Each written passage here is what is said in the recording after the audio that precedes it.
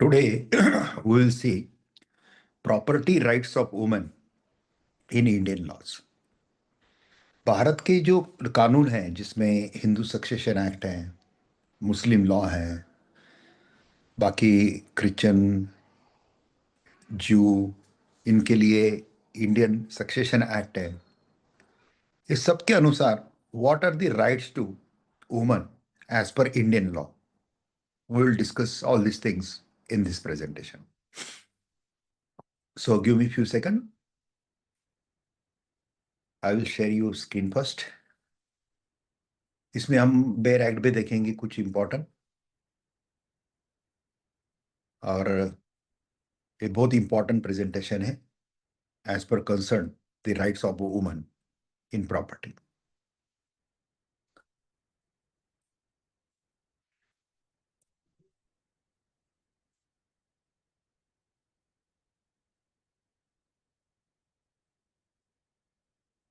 To see, this is our 11th presentation, property right of women under Indian laws. So friends, constitutional framework, हमारा संविधान क्या बोलता है? तो संविधान says in article 14 equality before law, यानी कि man, woman, male, female, all are equal before law. Article 15 prohibits discrimination based on sex. Male female के ऊपर मेल को ज्यादा वेजेस देना, रोजगार ज्यादा देना, और वुमन को थोड़ा कम देना, ये प्रोहिबिट किया गया है as per article 15 of the constitution of India. Discrimination based on sex, लिंग भेद अभी अलाउड नहीं है। Article 39 equal rights to livelihood and property, woman को इक्वल राइट्स टू लाइवलीहुड, जीने का उनका उनका उतना ही अधिकार है, एंड प्रॉपर्टी में भी उनका उतना ही अधिकार है जितना मेल का है। अभी हिंदू लॉ में क्या प्रोविजन है वो हम देखते हैं। Hindu law, Hindu Succession act 1956 says that daughters have equal right as a son, post 2005 amendment, जो 2005 का ऐतिहासिक अमेंडमेंट हुआ इस कानून में। As per that amendment, daughters have equal right as a son, daughter को सन के बराबर में ही अधिकार दिया गया है। daughters can demand partition and become कर्ता, डॉटर पार्टीशन भी मांग सकती है और वो कर्ता भी बन सकती है। Widow is a class 1 heir, widow class 1 heir में आती है। एक खास प्रोविजन है हिंदू सक्सेशन एक्ट की। Women's absolute property under Hindu law, section 14 says of Hindu Succession Act, all property possessed become her absolute property. सब प्रॉपर्टी उसकी एब्सोल्यूट प्रॉपर्टी हो सकती है। एब्सोल्यूट प्रॉपर्टी का मतलब she can sell, she can do will, she can do the gift। जो एक common owner करता है वो सब कुछ चीजें वो प्रॉपर्टी के साथ एब्सोल्यूट ओनर कर सकता है। So as per section 14, women's have, Hindu women's have absolute property right, applies to inherited, gifted और सेल्फ अर्न प्रॉपर्टी। उसके पास वो प्रॉपर्टी इनहेरिटेंस, वारसा हक से आई हुई हो, परंपरा से आई हुई हो, ग्रैंडफादर से, फादर से, या फादर इन लॉ के ग्रैंडफादर से, किधर से भी आई हो, या उसको गिफ्ट की गई हो, या उसकी सेल्फ अर्न प्रॉपर्टी हो, स्वयं कष्टार्जित हो, तो सब प्रॉपर्टी उसकी अभी एब्सोल्यूट प्रॉपर्टी है। What Muslim law says regarding the women's property rights, no को पर्सनरी, वुमन लॉ में को पर्सनरी ये प्रोविजन नहीं है। Inheritance after death only, death के बाद ही इनहेरिटेंस फीमेल के इसमें होता है। Daughters get half the share of son, ये बहुत बड़ा डिस्क्रिमिनेशन लगता है as compare to Hindu law. Daughters get half the share of son, male को जितना शेयर मिलता है उसका आधा ही शेयर डॉटर को मिलता है। वाइफ गेट 1/8 विथ चिल्ड्रन, अगर चिल्ड्रन है तो वाइफ को 1/8 शेयर मिलेगा। सपोज 8 करोड़ की प्रॉपर्टी है तो 8 में से 1 करोड़ का ही वाइफ को मिलेगा अगर चिल्ड्रन है। तो अगर चिल्ड्रन नहीं है, विदाउट चिल्ड्रन है, तो 1/4 मिलेगा। फिर 8 करोड़ की प्रॉपर्टी है तो 2 करोड़ का शेयर मिलेगा।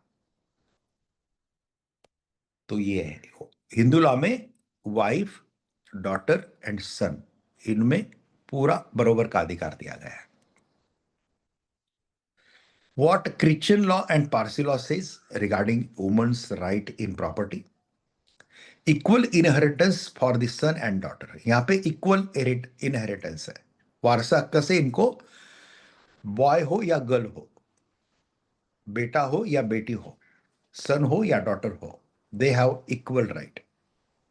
विडो गेट्स 1/3 विथ चिल्ड्रन, अगर बच्चे हैं तो विडो को 1/3 मिलेगा, बच्चे नहीं है तो विडो को 1/2 मिलेगा। And governed bye this Christian and Parsi community is governed by Indian Succession Act 1925. We have already seen that Indian Succession Act in our previous presentation. Secular and statutory laws. Right to residence under DV Act 2005.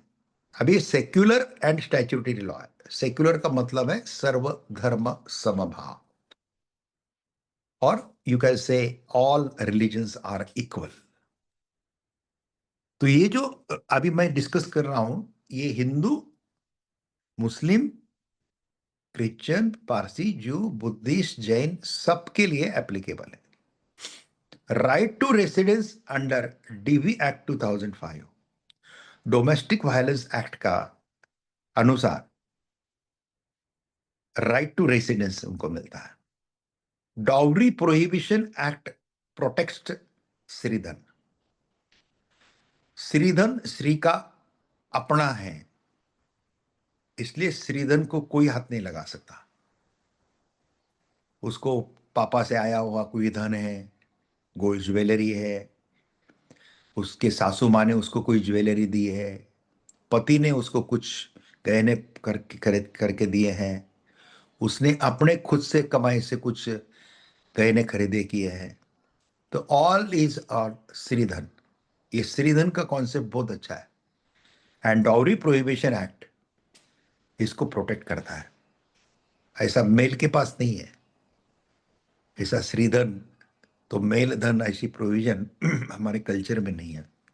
स्त्री को सुरक्षा प्रदान करने के लिए श्रीधन होता है, इसलिए जब पार्टीशन होता है तो श्रीधन जिस जिस स्त्री का है उसको पहले मिल जाता है, फिर बाकी बची हुई चीजों का पार्टीशन होता है। बेनामी ट्रांजैक्शन एक्ट प्रिज्यूम्स बेनामी अनलेस प्रूवन। बेनामी ट्रांजैक्शन एक्ट प्रिज्यूम्स बेनामी unless proven. Benami transaction means that transaction in which payment or consideration is given by somebody, but the registry is done by with the name of any female in the family, or any male or female in the family, or outsider also. So it is called Benami transaction. तो बेनामी transaction presumes बेनामी unless proven, जब तक prove नहीं होता है कि ये बेनामी ट्रांजैक्शन है, इसलिए प्रिज्यूम किया जाता है कि जब तक ये प्रूव नहीं होता है कि बेनामी ट्रांजैक्शन है तब तक उसको बेनामी नहीं माना जाएगा, वो स्त्री का ही समझा जाएगा। अगर आप बोलेंगे नहीं नहीं इसका पेमेंट मेरे अकाउंट से गया है, तो इसमें इसका एब्सोल्यूट ओनरशिप नहीं है, सी इज बेनामीदार, नाम किसी का अलग है। ये जनरली मनी लॉन्ड्रिंग एक्ट के अंदर काफी ये केसेस आते हैं। व्हाइट कॉलर क्राइम के ऊपर मेरा एक किताब है, देखो, white collar crimes, Supreme Court के मैंने काफी केस लॉज उसमें डिस्कस किए दिए हैं। आपको अमेजोन पे और फ्लिपकार्ट पे या हमारे पब्लिशर नोशन प्रेस के साइट के ऊपर आपको मिलेगा। आप जयप्रकाश सोमानी बुक्स डालेंगे ना, तो you will get all my books links. So with the grace of Lord Krishna I have publish more than 65 books. उसमें व्हाइट कॉलर क्राइम के बुक्स हैं, तो उसमें पीएमएल एक्ट का भी अलग बुक है, लेकिन व्हाइट क्राइम कॉलर का थोड़ा अलग है। तो इसमें जनरली जो मनी लॉन्ड्रिंग करते हैं वो खुद के नाम पे कभी परचेस नहीं करेंगे, वो किसी और के नाम पे परचेस करते हैं। जब आप किसी और के नाम पे परचेस करते हैं और पैसा हम देते हैं, तो वो जिसके नाम पे परचेस किया वो बेनामीदार है, और फिर बेनामीदार अगर वो प्रूव हो जाता है तो फिर ओरिजिनल ओनर का वो प्रॉपर्टी माना जाता है, और फिर उसका हिसाब अगर उसके अर्निंग के प्रोपोर्शन में नहीं है तो फिर मनी लॉन्ड्रिंग में आता है। Money laundering, what is money laundering? Money laundering is nothing but your earning, your property should be in the proportionate of your earning. आप कमाते कितने हैं? आप महीने को 1 लाख कमाते हैं, सरकारी नौकर है, if you are earning in a month 1 lakh rupees, and so in 40% near about 50% near about you can save home expenses वगैरह। तो सपोज मान के चलो 50,000 रुपये आप पर मंथ बचत करते हैं, ऐसे करते करते साल का कितना होगा? 6 लाख। लेकिन एवरी ईयर जरा अगर 2-2 करोड़ का, 1-1 करोड़ का प्रॉपर्टी लेता है, तो it is in proportionate with your income, so it can be treated by the department as a money laundering. Money laundering का जो आरोप रहता है, ये आरोप तब नष्ट हो जाता है जब आप मनी लॉन्ड्रिंग का हिसाब सरकार को देते हैं कि हमने ये पैसा जो है, even though my earning is not that, तो हमने हमारी पुरखों की खेती भी की है, हमको हमारे ये सोर्स से पैसा आया है, इसके इसके पास से हमने लोन लेके किया है। If you are able to prove that things, that time it will not come under money laundering act. Money laundering act के ऊपर मैं सेपरेट एक सीरीज लेने वाला हूं, तो जरूर वो अटेंड कीजिए। अब यहाँ से आगे मैं मोस्टली अवॉइड करूंगा 4 दिन का, ऐसे 4 दिन का सीरीज हम मोस्टली करेंगे, 1 दिन का ही सीरीज करेंगे। उसमें फिर 1 दिन में हम क्या करेंगे, 2 और 2 4 घंटे रखेंगे, तो 2 घंटे के बीच में हम आधे घंटे का गैप देंगे या 1 घंटे का गैप देंगे, and we will put another 2 hours. तो फिर क्या होगा, और वो हिसाब से प्रोग्राम डिजाइन करेगा, तो एक ही दिन में खत्म हो जाएगा। फिर उत्साह जो है ना वो टिक टिक टिक के रहेगा। ठीक है, पीपल नोज कि भाई ये ऐप पे आने वाला है, फिर I will get the life time access for this वगैरह, तो होता है फिर मिल जाएगा बाद में। चलो यार आज सैटरडे पिकनिक मनाते हैं, जाते फैमिली के साथ, सोमानी सर का लेक्चर बाद में देखेंगे, वो आ जाएगा, हमको ऐप पे मिल जाएगा। हम्म? तो हम लाइफ टाइम एक्सेस करेंगे, लेकिन लाइव में जो एक आनंद रहता है ना, वो थोड़ा सा उतना शायद आपको वहां पे नहीं मिलेगा, और वो अलग चीज है, और ये अलग चीज है। वर्चुअल में बालाजी का दर्शन करना और फिजिकल में बालाजी के मंदिर में जाके दर्शन करना, इसमें फर्क है। चलो दोस्तों, I will show you some key Supreme court judgements. मैंने 5-6 जजमेंट यहाँ पे दिए हुए हैं। विनीता शर्मा वर्सेस राकेश शर्मा, ये 2020 का केस है। ये डॉटर्स आर को पार्टनर, जैसा मेल को पार्टनर होता है हिंदू जॉइंट फैमिली में, वैसा अभी डॉटर भी को पार्टनर है, ये केस लॉज बोलता है। दानामा दानामा वर्सेस अमर, दानामा वर्सेस अमर, ये 2018 का केस है। Daughters eligible even if suit before 2005। Daughter eligible in the suit before 2005। कोई पार्टीशन सूट वगैरह आपका 2005 के पहले शुरू हुआ है, और 2005 में अमेंडमेंट आया कि now female have equal right as a male in Hindu family. Boy son को, डॉटर को सन इतना ही अधिकार है। तो ये suit pre amendment of this act अगर सूट है, तो फिर यहाँ पे ऐसा डिस्कस किया गया था कि ये प्री अमेंडमेंट एक्ट सूट है, तो इट इज नॉट एप्लीकेबल। जिस दिन अमेंडमेंट हुआ उस दिन के आगे एप्लीकेबल है। लेकिन एक जनरल प्रिंसिपल ऑफ लॉ है, नेचुरल प्रिंसिपल ऑफ लॉ है, when any amendment is for the welfare of the society और welfare of the particular segment, that amendment will have the effect of retrospective. Retrospective means पीछे से, यानी जब से suit चाहे कि लगे उसके पहले से ये एप्लीकेबल ऐसा समझा जाएगा, and that benefit will given to that particular.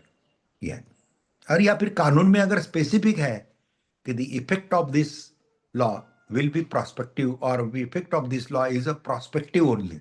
Prospective का मतलब है जिस तारीख को एप्लीकेबल हुआ है लॉ, उस तारीख के आगे उसका क्या है, इफेक्ट है। अगर ऐसा कानून में दिया है, then Supreme Court also no right to change that कानून। But when in law that is not given, then Supreme Court and High Court judges have the discretion to interpret that if this is in the welfare of the woman at large of Hindu community, then we are dictating that the effect of this will be retrospective। ऐसा फिर वो किसी judgement में देते, तो वही judgement ये है दानामा वर्सेस अमन, जिसमें किया है कि सूट अगर पहले की भी है, दावा अगर पहले का भी है, तो भी उसको एप्लीकेबल है। प्रकाश वर्सेस फुलावती, इसमें ओवर रूल किया है। ये जजमेंट बाद में ओवर रूल हुआ है। प्रकाश वर्सेस फुलावती, ये जो ऊपर का जजमेंट है दनामा वर्सेस अमर, इसने इसको ये ओवर रूल किया है।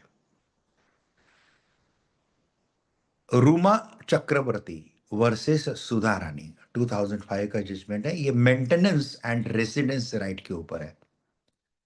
तो वुमन को मेंटेनेंस का अधिकार है, ये रेसिडेंस का अधिकार है। उसका अगर डिवोर्स हो जाता है या उसका हस्बैंड डेथ हो जाता है, तो भी वुमन को उस घर में रहने का अधिकार है। डिवोर्स का तो स्पेसिफिक, जैसा आपका क्या बोलते हैं, डिक्री पास होते समय जो आपका कॉम्प्रोमाइज होता है या जो होता है उस हिसाब से होगा। अगर डिवोर्स में ऐसा कॉम्प्रोमाइज है कि आपने अलग अलग रहना है, तो फिर then you don't have the residence right. But when widow is there, when her husband dead, that time widow को अपने उस घर में रहने का अधिकार है। ये रमा चक्रवर्ती वर्सेस सुधा रानी ये जजमेंट बोलता है। बाई थायरा वर्सेस अली हुसैन, ये 1979 का जजमेंट है। मुस्लिम वुमन कैन क्लेम मेंटेनेंस, क्योंकि मेंटेनेंस ये पहले आर्टिकल 1 सेक्शन 125 का था सीआरपीसी का। ओके, तो ये मेंटेनेंस का अधिकार जब सीआरपीसी में भी आ गया, तो CrPC is applicable to all religion. ये खाली स्पेसिफिक रिलीजन के लिए नहीं है, इसलिए फिर वो एप्लीकेबल हो गया मुस्लिम वुमन को भी, अदर वुमन को भी मेंटेनेंस। एपी चाला आनंद वर्सेस आपी रेड्डी 2005 का जजमेंट है। Right to matrimonial home, matrimonial home का इनको राइट है, यानी कि ससुराल के घर में रहने का इनको अधिकार है। इनहेरिटेंस ऑफ वुमेन्स प्रॉपर्टी,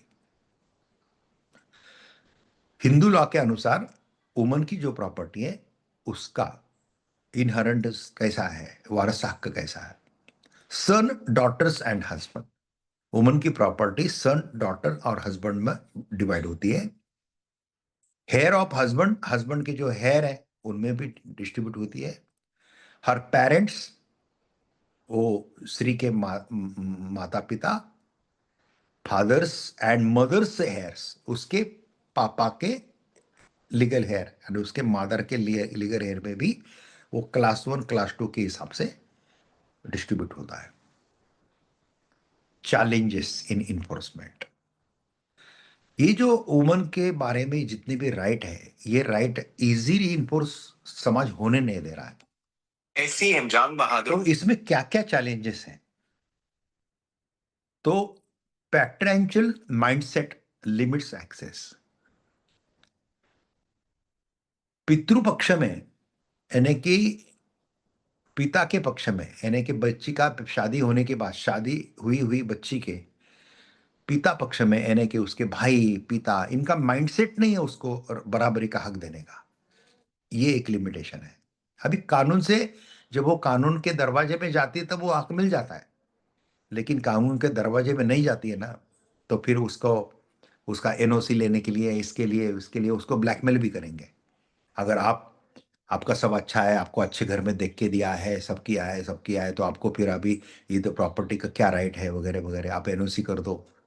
अगर एनओसी नहीं करेंगे तो हम आपके साथ रिश्ता तोड़ देंगे, ये करेंगे वो करेंगे, मेरे लिए मेरी बहन मर गई, अमुक धमुक, ऐसा सब कुछ ये लोग करते हैं और अवॉइड करते हैं। सभी करते हैं ऐसा नहीं है, 50% है जो कानून सर आंखों पे रख के दे देते हैं। उल्टा ऐसा बोलते हैं कि बेटा आपको उतना ही अधिकार है जितना बेटी को है, तो उतना ही अधिकार आपको, तो आप क्या करो, आ, आपको चाहिए तो आपको अधिकार ले लो, अगर आपको नहीं चाहिए, भाई को देना है, तो आप आपका एनओसी दे दो, बस इतना आप कर लो, तो फिर कोई इशू। ऐसा खुल के प्रॉपरली हंस के बात करते हैं, तो फिर वो वहां पे ये पैट्रियर्कल माइंडसेट नहीं आएगा।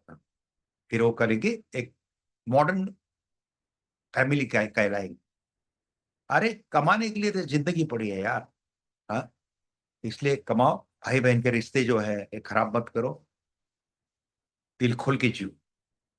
Delay in mutation and land record, mutation में लैंड रिकॉर्ड में डिले होता है। Low awareness among rural woman, rural woman में थोड़ा लो अवेयरनेस है। Recent trend and summary, recent trend क्या है? Digital land record and joint home ownership. Digital land record अभी डिजिटलाइजेशन हुआ है, और ज्वाइंट होम ओनरशिप का एक कॉन्सेप्ट आया है कि ज्वाइंटली नेम करते हैं ना। अभी आपको मालूम है, हम आगे स्टैम्प ड्यूटी के ऊपर एक प्रेजेंटेशन देखेंगे, तो स्टैम्प ड्यूटी में वुमन को स्टैम्प ड्यूटी कम लगती है, सीनियर सिटीजन को स्टैम्प ड्यूटी कम लगती है। तो सपोज 6% लगती है आपको, कोई प्रॉपर्टी परचेस करते हैं तो मेल को, मेल के नाम पे है, लेकिन वुमन के नाम पे करते हैं तो 4% लगेगी, 5% लगेगी, कुछ स्टेट पे कम लगेगी, सीनियर सिटीजन को कम लगेगी। तो इसका कारण है कि आपने उनके नाम पे करना चाहिए, ज्वाइंट ओनरशिप भी कर लेते हैं। तो ये एक नया ट्रेंड आया है, वुमन एज अ कर्ता ऑफ एचयूएफ। वुमन जो है ये एचयूएफ की कर्ता बन सकती है। Hindu undivided family, HUF, Hindu undivided family की वुमन कर्ता बनती है। Legal reforms promote equality in property rights, legal reform promote equality in property right, property right में इक्वल राइट दिया गया है। ये हो गया दोस्तों हमारा right of woman in property, और ऑल टाइप ऑफ वुमेन्स का हमने कवर किया है, ये प्रेजेंटेशन कवर किया है। अभी हम इसके रिलेटेड कुछ अगर बेर एक्ट है तो वो एक बार आपको बता देता है।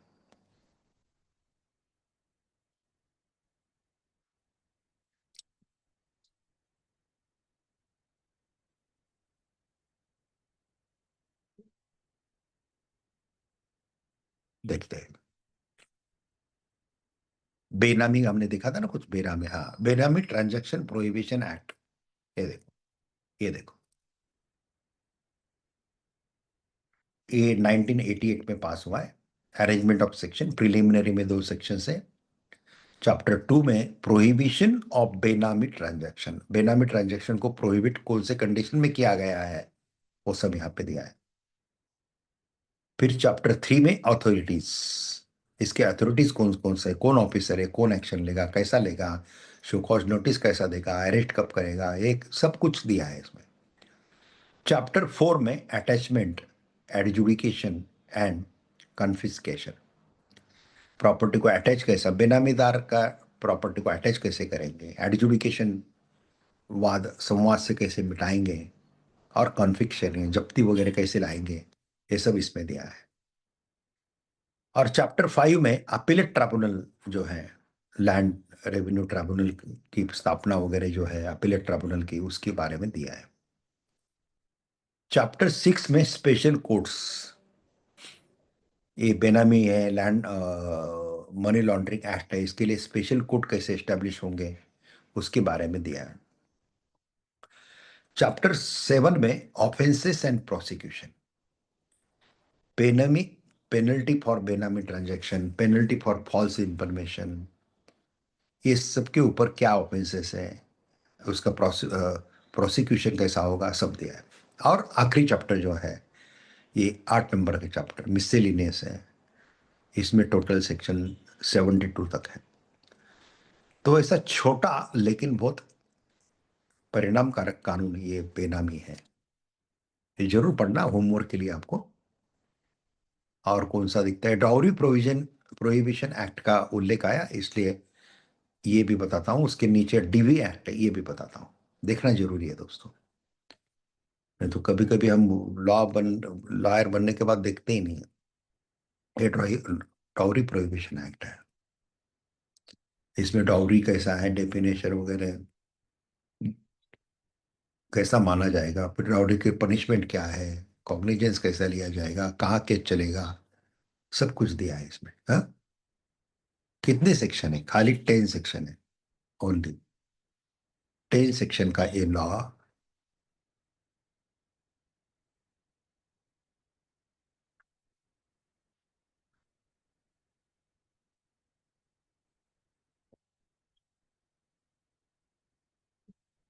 चलो, ड्रॉई डाउरी प्रोहिबिशन एक्ट ये 1961 है। आई एम डाउटफुल है, ये 10 सेक्शन है, इस पे आई एम डाउटफुल, थोड़ा सा देखना पड़ेगा, ज्यादा सेक्शन हो सकते हैं शायद, वो एक ही पेज कॉपी हुआ है शायद इसमें, दैट में हैपन। जब मैं आपको ये ऐप पे डालूंगा ना, तब ये प्रॉपर एक्ट देख के डालूंगा कि इसमें सही में 10 सेक्शन है क्या, क्योंकि ये बहुत फेमस एक्ट है, तो ज्यादा सेक्शन इसमें है। एग्जैक्टली कितने क्या है मैं वो आपको I will I will drop that PDF. DV act, ये डीवी है, domestic violence act. DV act का फुल लॉन्ग फॉर्म ऐसा है, the protection of woman from domestic violence act 2005। याद रखना, ये जनरल लॉ है, it is applicable to all women, no religion, no caste based differences there. So सभी religion की, मराठा के लिए अलग है, मारवाड़ी के लिए अलग है, ब्राह्मण के लिए अलग है, ऐसा भी नहीं है, हिंदू के लिए अलग है, मुस्लिम के लिए अलग है, क्रिश्चियन के लिए अलग है, ऐसा भी नहीं, ऑल वुमेन्स के लिए ये प्रोटेक्शन का लॉ है। डोमेस्टिक वायलेंस जो होता है, वायलेंस फिजिकल वायलेंस भी होता है, वायलेंस मेंटल भी होता है, वायलेंस डोमिनेशन से भी होता है, जितना अंडरस्टैंडिंग अच्छा होता है। मेरा एक स्टेटमेंट है, ऑलवेज याद रखना, जिस घर में स्त्री का अपमान होता है, स्त्री को सताया जाता है, उस घर में कभी शांति नहीं होती है, उस घर में कभी प्रोग्रेस नहीं होती, उस घर में दारिद्र्य आना शुरू हो जाता है। अगर वो घर दरिद्र में है तो ऊपर कभी नहीं आएगा।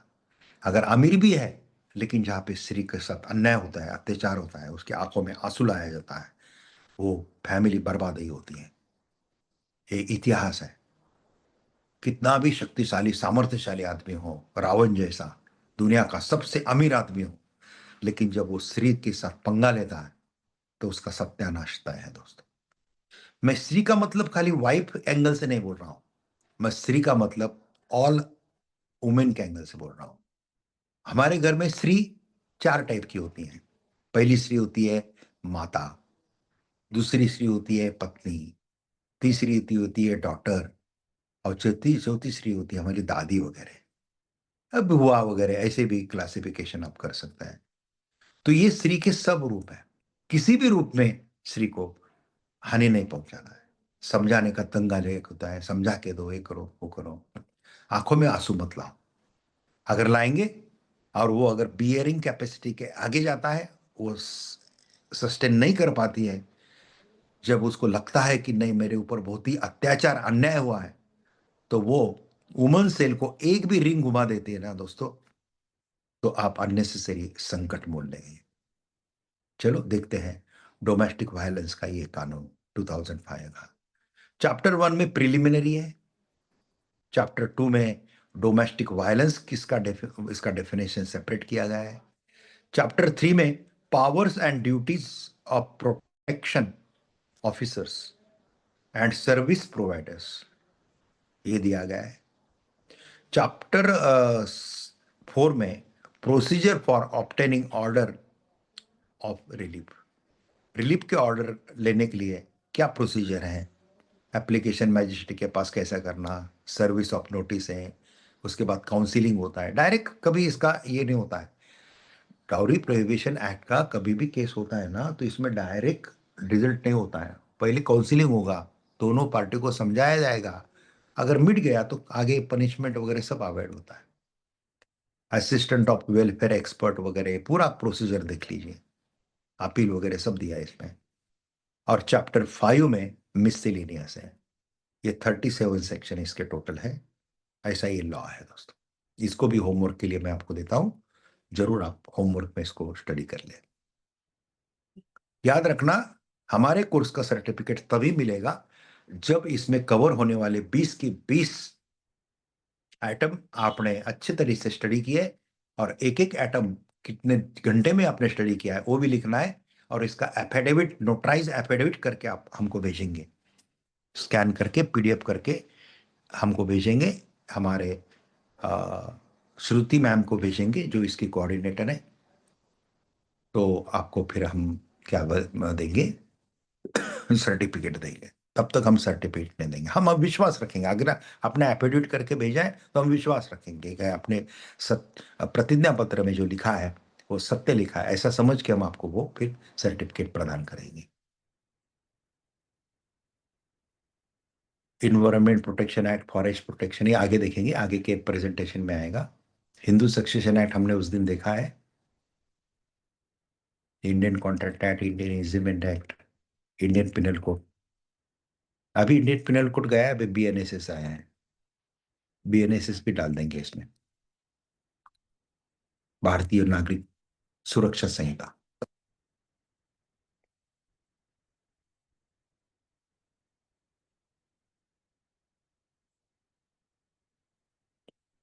चलो दोस्तों, ये प्रेजेंटेशन में जितना पॉसिबल था वो मैंने एक्सप्लेन किया।